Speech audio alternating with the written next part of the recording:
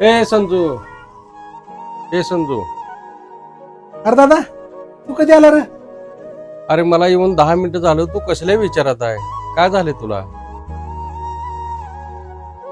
दादा काय नाही. अरे तसं कसं काय नाही म्हणतो? काय कसल्या तरी विचारात आहे तू? काय ते मला सांग आधी. दादा खरं सांगू तुला, कधी कधी ना चांगुलपणा आणि प्रामाणिकपणा खरंच लय नडतं बघ. अरे संजू, नेमकं काय झालंय? दादा काही मित्र रोज आपल्या दुकानात येऊन बसायचे, ते गिरायक बघायचे, त्यांनी आपला धंदा बघितला, किती धंदा होतोय, काय होतंय, सगळी चौकशी केली बघ. दादा मी पण प्रामाणिकपणे त्यांना सगळं सांगितलं रे. आणि आज ना जे काही घडाच नव्हतं तेच माझ्या बाबतीत घडले दादा. अरे संजू, असं काय घडलंय?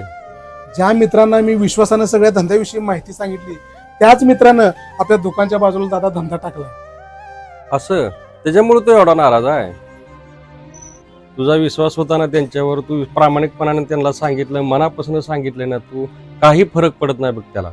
बघ संजू, बाजारात डाळ, फुटाणं, शेंगदाणे कितीही येऊ दे, पण बदामाची किंमत अजिबात कमी होत. हे बघ संजू, या बाजारातला जो बदाम आहे ना, तो आहे तू. ही गोष्ट ना तू कायम ध्यानात ठेव.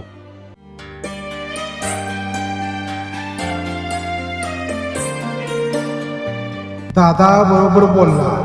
व्यवसायात जर प्रामाणिकपणा असेल तर तो व्यवसाय कधीच कमी नाही होणार.